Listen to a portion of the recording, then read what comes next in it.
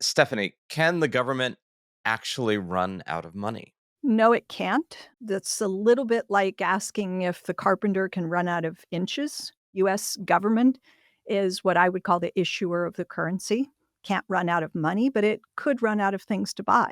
So it's not as if there's an open-ended free lunch. There are constraints and limits, and the one you have to pay really close attention to is inflation. What could go right? I'm Zachary Carabel, the founder of the Progress Network, joined as always by my co host, Emma Varvalukas, the executive director of the Progress Network. And this is What Could Go Right, which I just said, and I'm now repeating, which is our weekly podcast where we talk to many different folks around the world, around the country, about whatever topic we happen to find interesting at any given moment. Topics which are in the news, some of which are less in the news, but all of which are vital to shaping our lives, shaping our present, understanding our past, and crafting our future. And all from the perspective of the better we understand our present, the better we grapple with our problems with an eye toward, hey, there are solutions out there that may not be obvious, and there are pathways forward that may not be evident that can actually ameliorate some of the worst of our fears and some of the worst of our sense that things are getting inevitably worse. So we don't shy away from all the problems that we have. That would be foolish, naive, Panglossian, ostrich like head in the sands. But we do look at those questions from a perspective of what can we do to shape what we're doing in the present to create a future of our hopes and dreams and not of our fears? And one of the things that is much on people's minds these days is the United States losing its economic strength, its advantages? Are the policies of the present leading us down a garden path of economic disaster or doom or just decline relative to the past 100 years of American economic life? And there is certainly a lot of concern on all sides of the political spectrum that indeed we are at a precipice, if not already headed down that precipice, away from our economic glory and toward our economic decline. And unfortunately, economics is one of these things that most people roll their eyes about or tune out. It is often expressed in arcane, wonky, extremely jargony terms that makes it very difficult for anyone not steeped in it to understand what the hell is being said. It is called the dismal science for all sorts of reasons, and that's just yet another one. But today we're going to, particularly in light of the one big, beautiful bill that recently passed in Congress and all the debates over whether or not that sows the seeds of future American efflorescence, or if it is, in fact, one step forward toward American decline, it is a good time to talk about money and budgets and government spending, and to do so from a less orthodox perspective. So, who are we going to talk to today? Today, we are going to talk to Stephanie Kelton. She is a professor of economics and public policy at Stony Brook University.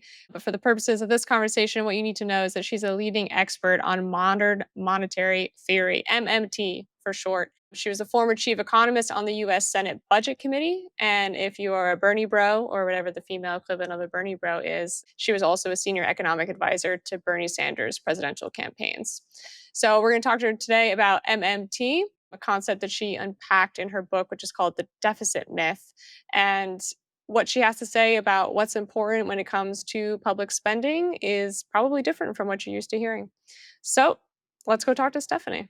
Absolutely. And in case that gives some listeners pause, she certainly was an advisor to Senator Sanders, but she was not an acolyte of Senator Sanders, and he often disagreed pretty vehemently with her input, as I think you will find in this conversation. So, let's talk all things economic and deficits, their myths, the consequences of lots of government spending, both during COVID and in the present, and whether or not we should think of those things with the same kind of alarm and concern that so many clearly do.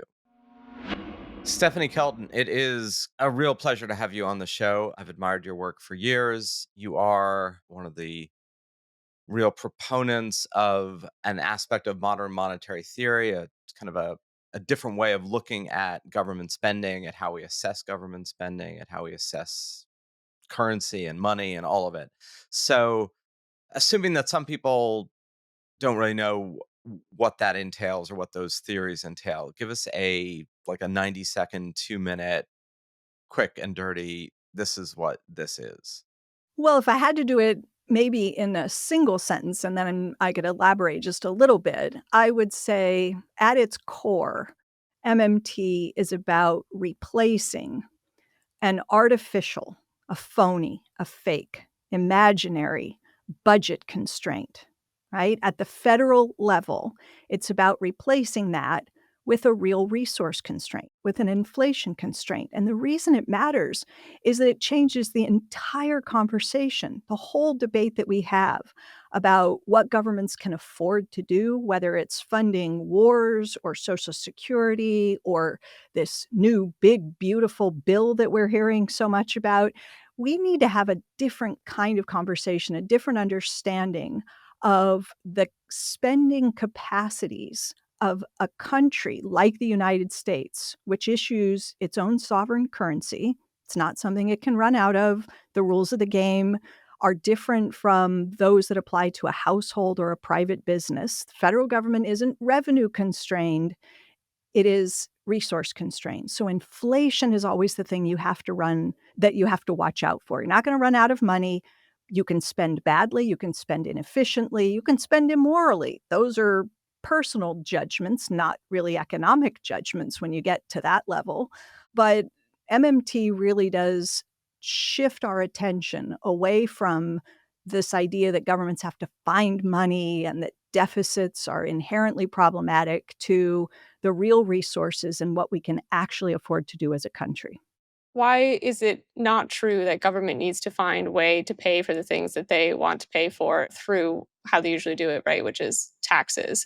Certainly, we hear all the time about runaway deficit spending used to be coming from the Republicans. Now it tends to come from the Democrats. Why is that not? Why shouldn't that be a major concern? Well, because of the monetary system that we have today. I mean, the truth is, and a lot of people just find it kind of unnerving, it's a little uncomfortable to wrap your head around what it means to have a fiat currency.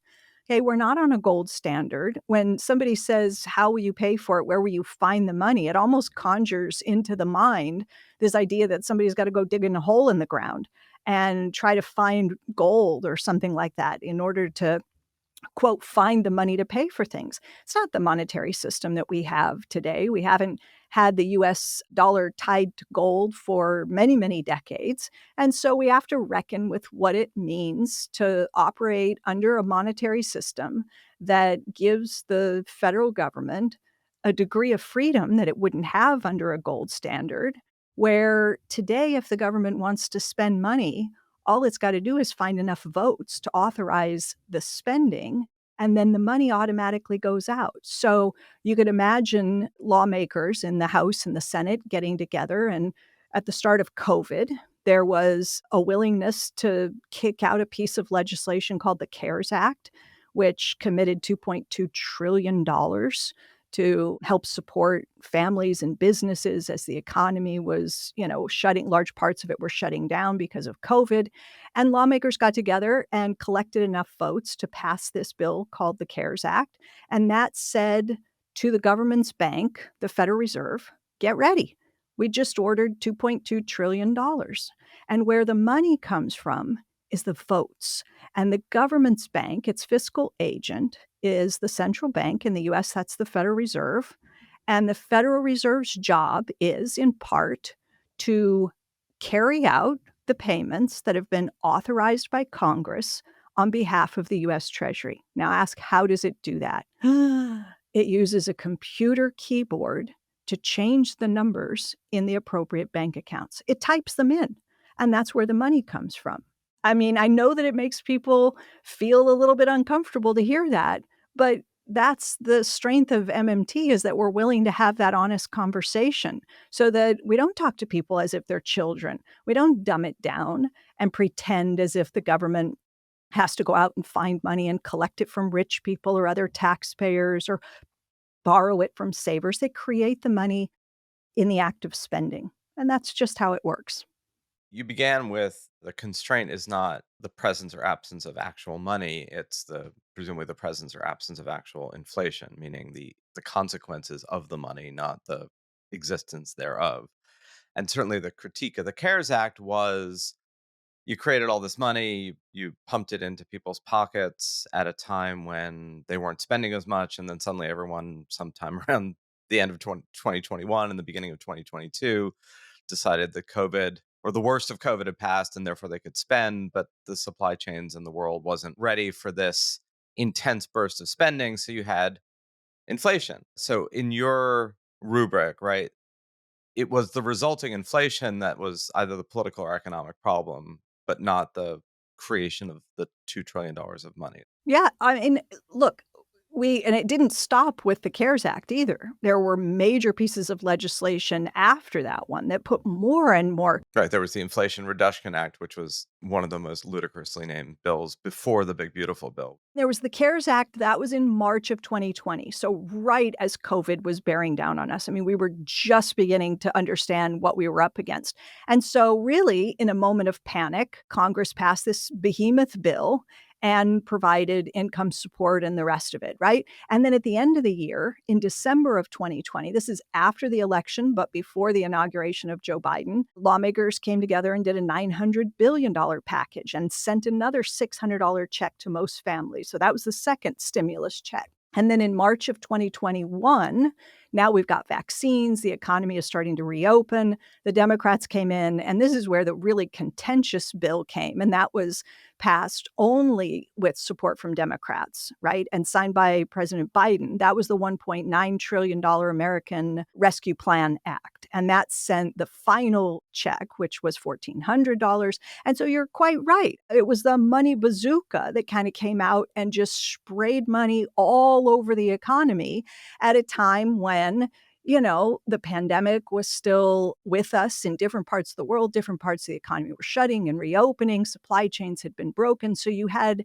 people who, for a lot of 2020, couldn't spend on services, only goods, and they tried cramming a lot of that money in the goods pipeline, and that clogged up supply chains and led to some inflationary pressures. And then you heard about maybe revenge spending as the economy reopened and people were sitting on a lot of cash, and they came out and said, we want to get back out. We want to take a vacation. We want to do some of the things that we couldn't do right in 2020. So, yes, there was a collision of demand against the backdrop of recovering supply chains and the rest of it. And the result was a bout of inflation that stuck around for, the better part of a year and a half or so until things settled down. And then the war in Ukraine and energy and food prices coming in with additional supply shocks. So it did get very messy. I mean, according to modern monetary theory, is there a lesson from that? Like, or is it like, yeah, the government was totally fine to spray the money bazooka and it was just these other conditions were at play? Well, I think the lesson is we told you so on the first part, which is that if the votes are there, the money will always go out. You can't run out of money.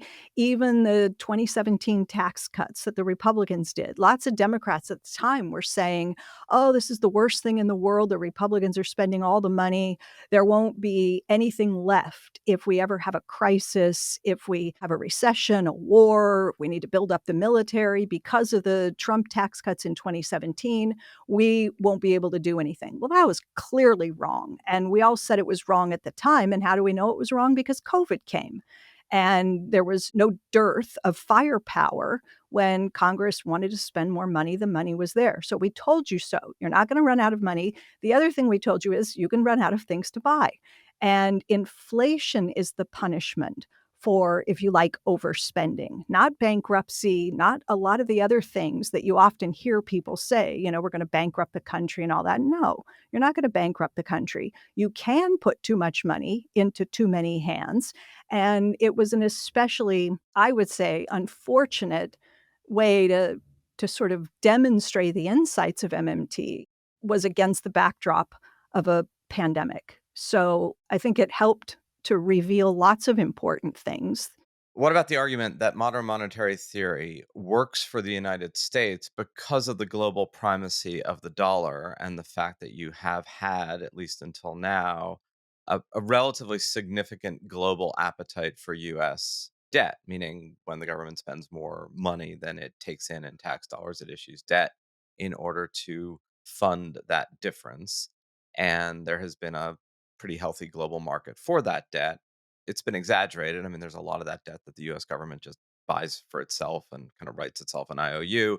There's a lot of that debt that American institutions and individuals buy. So it's not like we're dependent on foreign debt the way some critics say. But we certainly do, we have that latitude in a way that Argentina or South Africa or, pick a country doesn't have the latitude of the world kind of funding itself. And then, yes, you have in the United States in the past 6 months a currency that's losing some value, also a classic indication of maybe a little less appetite for US dollar assets. But just that general question of, does it apply to the United States in a way that it does not apply to, again, South Africa or Botswana or pick a country? So the MMT lens, or it's a framework for analysis, okay? That's what MMT is. It's a macroeconomic framework for analysis. I can apply the MMT lens or make use of that framework to understand the spending capacities of the South African government, the Argentinian government, countries that gave up their sovereign currencies in order to use the euro.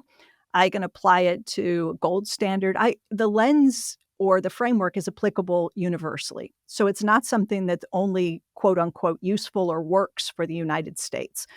What MMT is reminding us is that a country can afford to buy whatever is available and for sale in the domestic unit of account.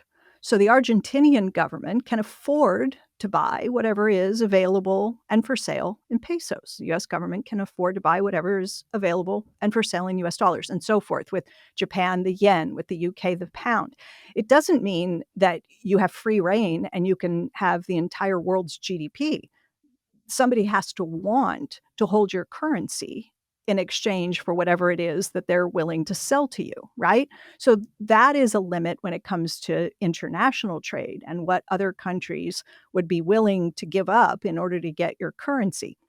It is true that the US, by virtue of the fact that basically the entire world has been happy to accumulate the US dollar, that affords us, the whole global marketplace. We can afford to buy whatever the rest of the world is willing to produce and sell to us in exchange for our currency.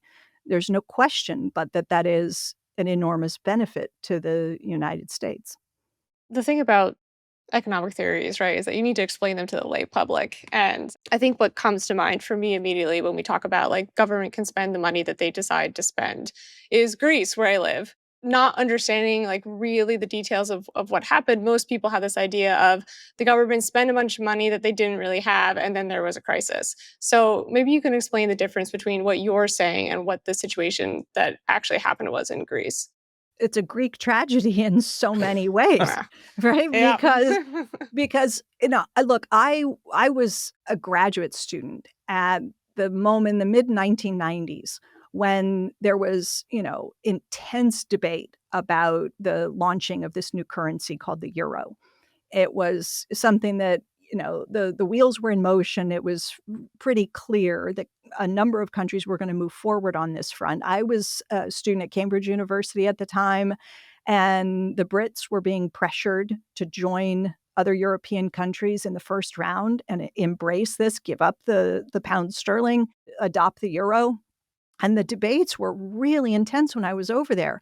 And I had the good fortune of having someone named Wayne Godley, who had been an economist at Cambridge University, a British man who was then working at the Levy Economics Institute, a think tank in upstate New York. And he was one of my advisors when I was working on my PhD dissertation. And Wynne could see, in a sense, he could see the future. He understood the flaws with this new arrangement. And he said, man, this has never been tried before. These countries are talking about, a single monetary union where you get one central bank, this European Central Bank that will conduct monetary policy for all the countries that join, but you're leaving fiscal policy, that is taxing and spending policy, as the responsibility of each individual member country. In the US, we don't have that. We have a monetary union, the dollar for all 50 states and territories, one central bank for everyone, but we also have a fiscal union. And Wynne thought that this was going to lead to real problems, the way that Europeans were moving ahead with this project. And he detailed this in paper after paper. And I had the good fortune of, benefiting from his insights. And so I also wrote a lot about this in the early part of my career. And so when the debt crisis unfolded in Europe, it shocked a lot of people, but it didn't shock those of us that were operating with the MMT lens or that framework, because what we saw were a lot of countries, and Greece joined in 2001. Other countries launched the euro together, 11 countries in 1999. But it didn't take very long for what Wynne predicted, which is a real crisis, to unfold. So what did the Greeks do? They gave up the drachma, and they decided, which was a currency that they issued, and they decided to use the euro. They turned themselves into a currency user, a country that now is dependent upon tax revenue or borrowing. You got to go to the capital markets. You have to convince lenders to lend you a currency that you don't issue and might not be able to pay back. So when the real estate, the subprime crisis hit, and the global economy began to melt down and deficits started to explode everywhere, the Greeks, like other countries, Spain and Italy and so forth, had to go to capital markets. They said, my deficits Mm. are exploding. I have to borrow to cover the deficit. And financial markets said, okay, well, we'll lend to you, but we have serious concerns about your ability to repay the loans because you're borrowing in a currency you no longer issue. And so something called a risk premium, a default risk premium, credit risk became a really significant factor. And financial markets said, to compensate me for the risk of lending to you, I'm going to need higher and higher and higher interest rates. And that led to a spiraling into a debt crisis that would not have happened if the Greek government had continued to issue debt denominated in its own sovereign currency. Remember, the debt to GDP ratio in Greece before it moved to the euro was something like 140%. So there was no debt crisis at 140% debt to GDP. The debt crisis came when all that debt was suddenly denominated in a currency that the government could no longer issue. What about the fear of in the United States, which Emma was certainly right. I mean, there's this constant, the party out of power is always railing about deficits, and the party in power is always spending money. Yep. And that's true in the United States, but it's true in almost every country Yep. where there is at least opposition parties.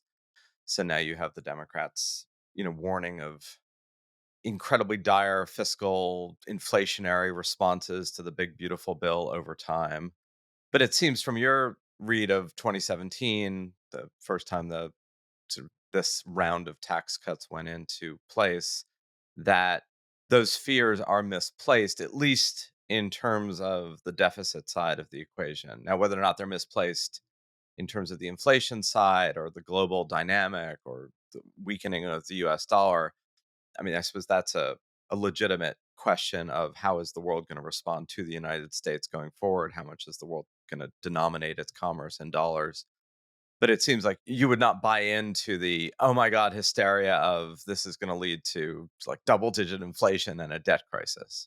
I love the question and so much to unpack there. So I'll start by saying, I wish that what Democrats were complaining about with respect to this so called big, beautiful bill was the potential inflation risk associated with it. I haven't heard Democrats harping on that. What I've heard them harping on is just the budgetary impacts. Oh my God, it blows a hole in the deficit and it piles $4 trillion in debt onto future generation, all that garbage. That's what I'm hearing Democrats say.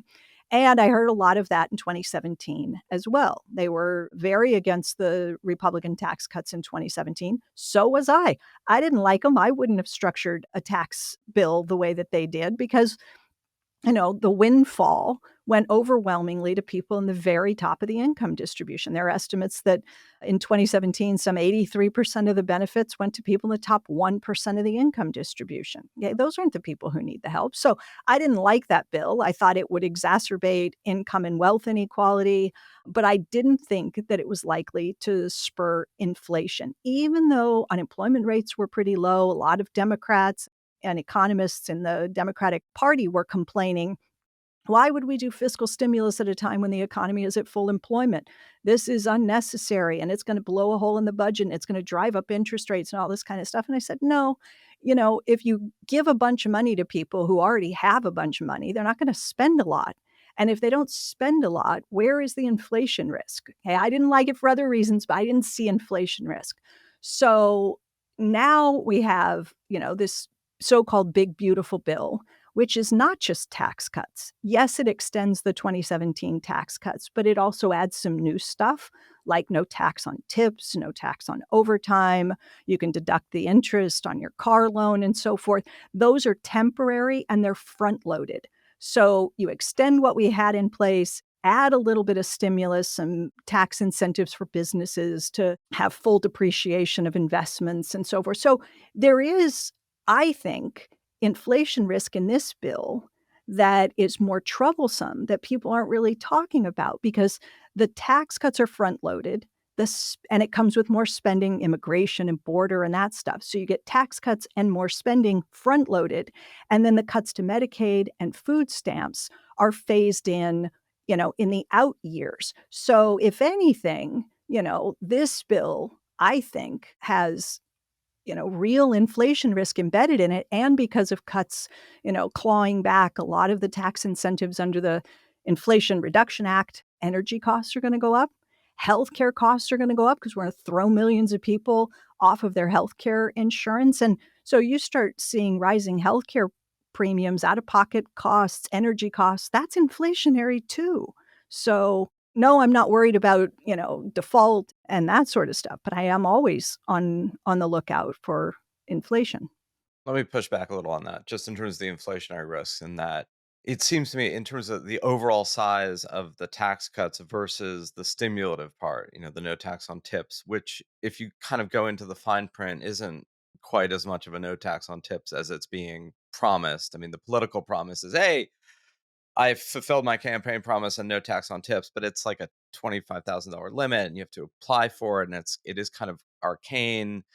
The auto loans, absolutely true. Yes, we could certainly object to the morality of throwing 11 million people who can ill afford it off of Medicaid over time. And it could be 17, it could be 10, but it's still a lot of people. Yep. And someone's going to pay those costs because Americans, no matter what you cut, are not like some other countries and do not particularly like people dying, at least optically. I mean, I'm saying that somewhat cynically, but it's actually true, meaning you throw these people off of Medicaid, someone's still going to pay for their health care, or at least a lot of it, and it's going to be expensive. But that will fall on states in a really sort of checkerboard sort of fashion. Inflationary effects will be there, but it could also be muted. I guess I'm wondering, it seems to me those inflationary effects that you talk about are there, but they're not like we're going to go from 2.5% inflation to 5% inflation. It's more like we could go from 2.5% inflation to 3% inflation. Or do you think it's actually more extreme than that? I think that this is the most difficult thing to try to assess right now, in large part because of the enormous question mark that hangs over the entire conversation with respect to tariffs.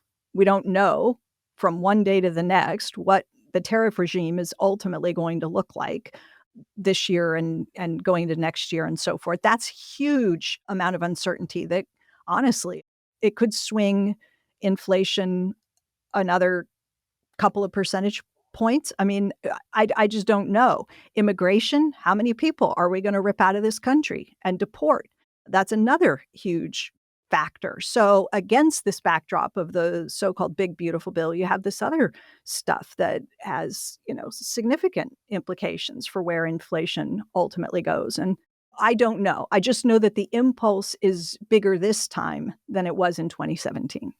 I'm thinking back on some people from the leftist side of the aisle on the podcast that have these kind of like big, bold policy ideas for healthcare or jobs or any of the like the big projects that are kind of classic on the left. And we definitely asked the like, how are you going to pay for a question? So should we have asked instead like what are the risks of inflation and expect people with policy ideas to answer those well? Yes. You should replace that question. I love that you asked this. Replace that question. Never ask it again, please. Challenge them with something that's far harder and much more important. Ask them how they're going to resource it. So somebody comes along and tells you they want free college at all public colleges and universities across the country, or they want Medicare for all. You say, how are you going to resource it? Let's suppose we do Medicare for all. And, I worked for Senator Sanders, Bernie Sanders, who, of course, a huge champion of Medicare for all.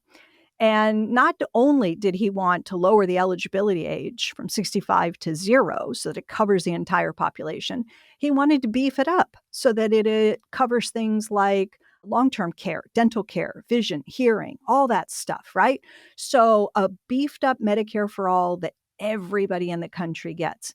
Ask not, how will you pay for it? Ask, how will you resource it? Imagine if you woke up tomorrow morning and Congress had passed this legislation and every single person in this country was told, you now have Medicare for all that includes all these other bells and whistles. And people said, this is fantastic. I need to see an optometrist. I need to see a dentist. I haven't been in decades. I need this, I need that. How are you going to resource it?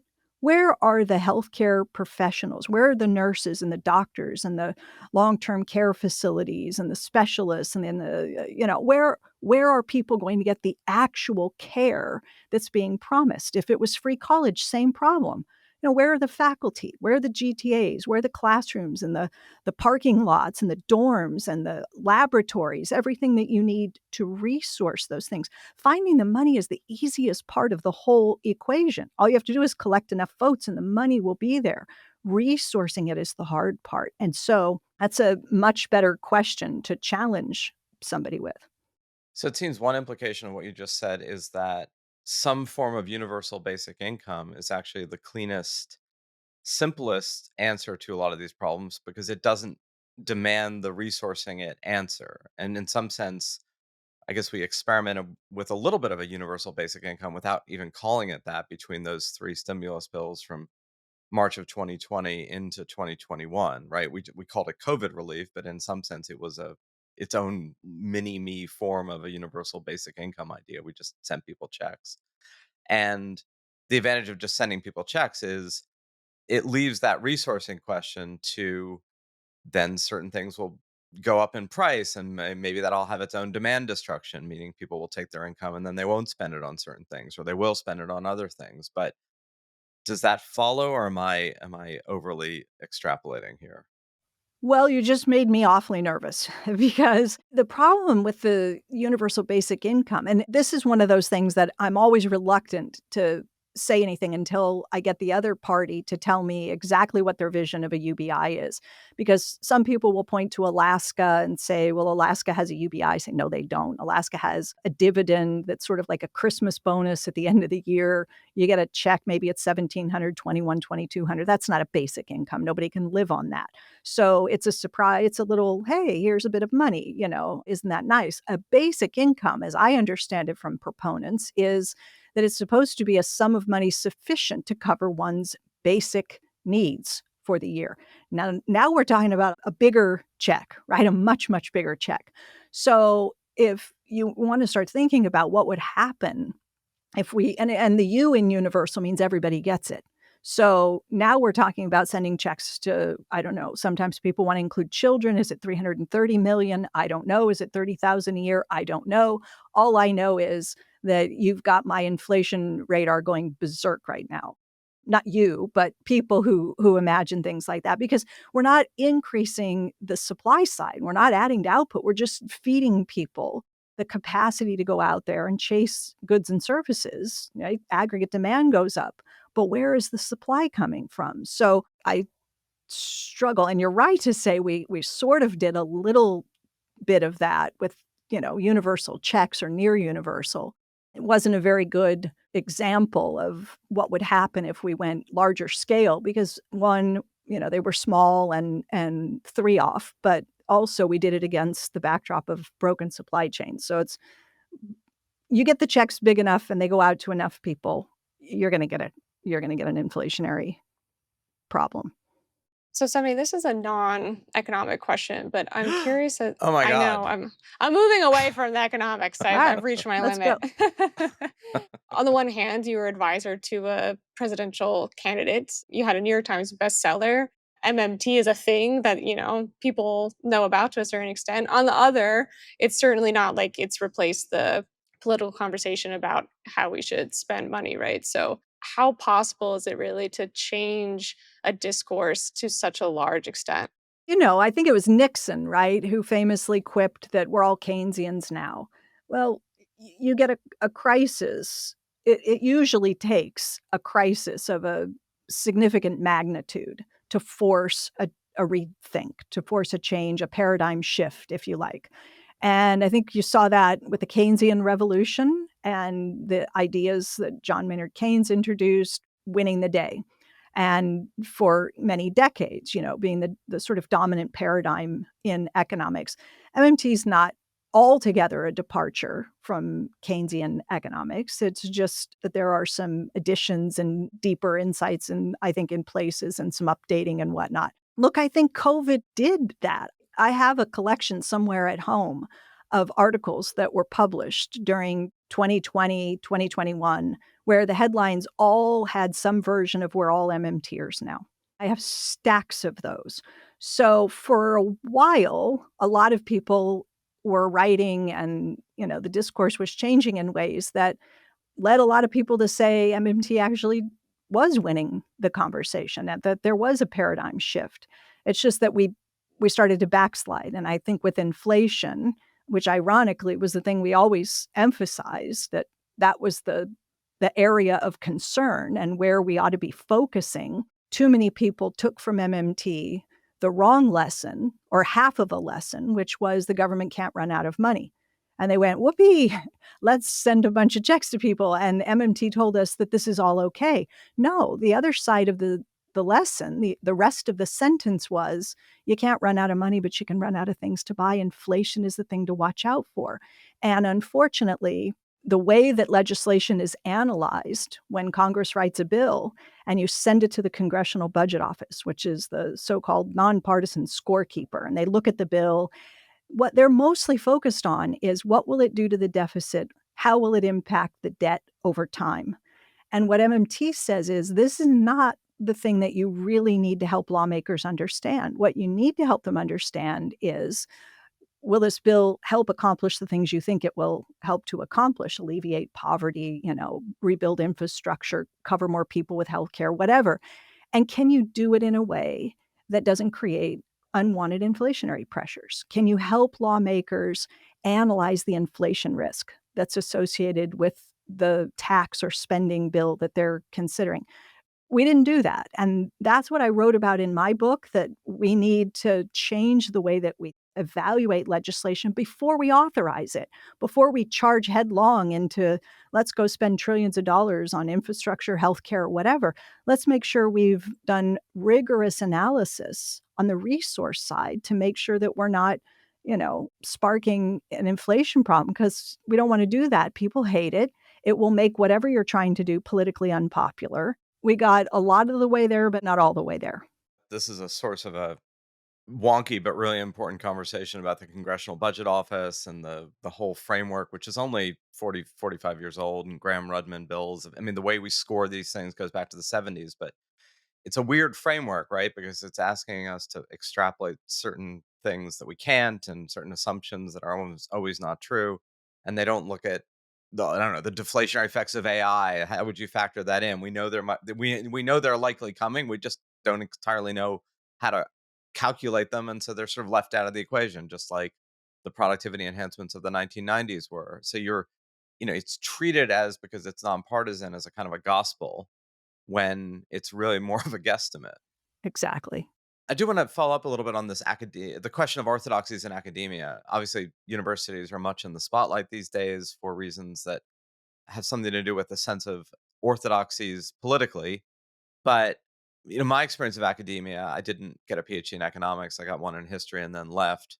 Then I became a Wall Street economist, which even though Emma calls me one, it feels more like I'm not an economist, but I play one on TV. It struck me that academia is deeply resistant to new ideas of any sort. So whatever the orthodoxy is of the moment kind of self-replicates. So how have you found that you were able to navigate your way through that, come up with ideas that challenged a lot of the macroeconomic orthodoxy that presumably you were taught and that you got your PhD in, and yet you have had some ability to advance your career within that framework, which is totally separate than the being part of the political process as an expert or having a book that sells well. Well, it's complicated, and if I had chosen a different and I guess safer path, my career would probably have advanced in ways that it hasn't as a result of doing my PhD where I did it, leaning into economic ideas that are outside the mainstream. You're just cutting yourself off from being welcome at certain cocktail parties. You can't publish in certain journals. You're not going to get tenure track or tenured positions in certain universities. And so a lot of doors are just closed to you. And you have to be okay with that and persevere and, try to make the most of the academic career that you have. This is very tribal. There's no question. The mainstream defends its turf, and they are not welcoming of heretics. And they view people like me as heterodox outsiders, barely an economist, really. And so that's just the reality. You and Emma probably are well aware of this. I don't know to what extent this is on the radar of your listeners, but not so many years ago, there was a female economist, young, untenured, working at the University of Massachusetts in Amherst. Her name is Isabella Weber. And she had the audacity to write an op-ed and publish it in the Guardian newspaper. And she suggested that perhaps some of the inflation that we were seeing in the wake of COVID was a result not just of supply chain problems and other, the wars and other pressures, but of companies that were actually taking advantage of the inflationary environment to, I'll say, gouge their customers, to raise prices in excess of their own rising costs. And she called it seller's inflation. And she suggested that we might want to consider the possible use of some strategic price controls. Well, I'm sorry, but if you use the word price controls in polite circles, in economics with a mainstream economist, you are the skunk at the garden party, and they will come after you with, scalpels and worse. So they went after her. And it was an example of, I think, the kind of thing that you're asking about. How do you navigate in a profession as an economist when your ideas are outside the mainstream and you've got to swim against the tide and try to pierce that bubble and get people to take you seriously? Well, they practically, hung her on Twitter back then. The big name economists, former Treasury secretaries, Nobel Prize winning economists and called her names and hurled insults at her and questioned her seriousness as an economist and all the rest of it. And it was really quite ugly. And I watched it unfolding, and I knew what it felt like because I'd been on the receiving end from some of the same people of the same sort of thing. So, you know, as a result, she and I became good friends, and I tried to do what I could to help, boost her spirits. And then, she's gone on to win the day. I think there's almost no one at this point who questions. In fact, the CEOs get on their earnings calls and tell you exactly what they're doing. And it sounds precisely like what she was talking about. But there are things that you're not supposed to say, like that deficits aren't going to wreck us all and the national debt isn't crippling future generations. And anybody who dares to upset the apple cart in those ways and challenge the big names is going to find themselves somewhat isolated. You and she are now hosting your own garden party. We actually did start having happy hour Zooms is what we would do. Friday happy hour Zooms, and we would just sit down together with one other economist, also a female, also someone who had experienced some of this, and the 3 of us would just sort of get together and laugh and lift one of their spirits. Yeah, maybe not a coincidence that you're all women either. And I'm sure it's an unpleasant experience personally, but I'm also thinking about it's really unfortunate for the lay public too. Because like for those of us that haven't studied economics, like we're trying to sort through like what's a good idea, what's a bad idea, is the government doing good, or are they doing bad? And it's difficult when you can't really sort out, right? Like if someone's getting dogpiled and they actually have something smart to say versus like, oh no, they're like saying something really crazy. Surprisingly, this whole conversation, except for a little bit in the beginning, we haven't touched very much about on inequality. I mean, we talked a little bit about the big beautiful bill and how that will increase inequality, but I'm curious what you think of, because you mentioned before that, MMT kind of benefited from the pandemic as a crisis point, as a way to bring new ideas in. Do you do you see inequality as like coming to such a crisis point where that might actually push ideas like this forward in a way that populism can actually be of use in this instance? You see people like Mamdani in New York maybe trying out some new ideas, or do you think that, as you say, they've only kind of taken in half of the lesson of MMT, and it's not going to be the way that MMT comes into the mainstream? Well, if you mean they being the Republicans who, right, just passed this bill with no support from Democrats at all. And, you know, everyone from the Congressional Budget Office to Penn Wharton with their budget model to the Yale Budget Lab, like everybody who has analyzed this bill has reached, the same broad conclusion, which is that this is a massive transfer of resources from people at the bottom to people at the very top at a time when income and wealth inequality is already about at historical highs. That, voters were promised, I think, that somehow the Republican Party had reinvented itself, that they were now the party of the working class. We're the guys who care about people who take their shower at the end of the day, not the people who take their shower at the beginning of the day. Remember all that sort of conversation. And this is going to unfold over the next, let's say, 5 years because of the way the bill is structured, I think in ways that make it impossible to reach any conclusion other than that Republicans came in and threw working class people to the wolves to enrich the people at the very top. So if the question is, what changes as more and more people become more aware and impacted by the stretching of income and wealth inequality? Do you get more populist figures on the left, like Zoran Mamdani? I think that's a reasonable thing to expect, and I think that, wealthy people understand that that's the consequence of pursuing economic policy that has these results. You get a guy like Ray Dalio, right? Billionaire hedge fund guy who for years has been warning the pitchforks are coming. That's what he would say. The pitchforks are coming.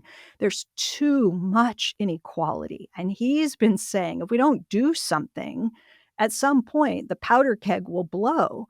And I think it was a warning then for the elite, policymakers and elites, that was just disregarded and we went in the other direction. So Populists are rarely populist once they're in power. There are some examples around the world, but more than not, it ends up being a very few people accrue most of the benefits of whatever the economy is, and then there's a certain amount of transfer payments to make sure that people have at least enough to eat, that they don't rebel actively. But we're ways from that, hopefully. At least I think we're a ways from that. I guess we'll find out.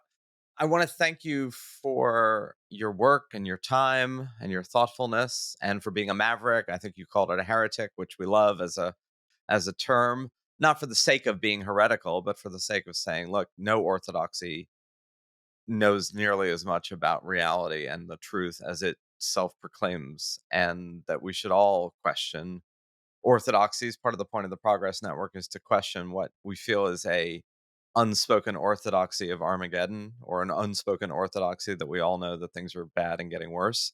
We may know that they're bad, but we certainly don't know whether or not this is an apex or a nadir. And a lot of that depends on what we do in the present. So I want to celebrate that. It's not an easy place to be in. It can often be a lonely place to be in, but it's often a very satisfying place to be in.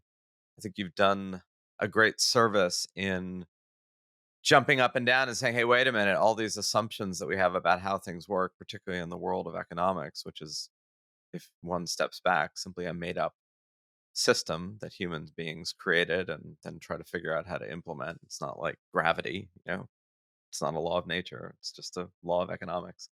I hope everyone goes out, reads your books, reads your work, follows your ideas. Thanks for having me. Thank you, Stephanie. In layperson terms, did you find that conversation satisfying, or did it veer into inevitable stultifying wonkiness? Listen, the economics conversations are always challenging for me because my knowledge about economics is basic, but I think it's helpful in some cases. Actually, your knowledge about economics is it's certainly above average. So maybe Fair basic, but enough. it is. I think this is the problem of the way economists talk Yeah, about the economy, is that it really only a very few people are ever going to understand what the hell they're talking about. I mean, it's like, right. you talk to someone in physics and they're like, no, no, let me explain it to you in lay terms, and like 90 seconds later you're just completely lost.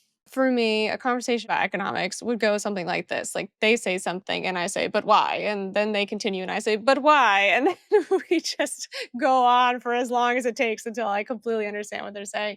But no, I think that by and large, Stephanie, as an economist, is pretty straightforward.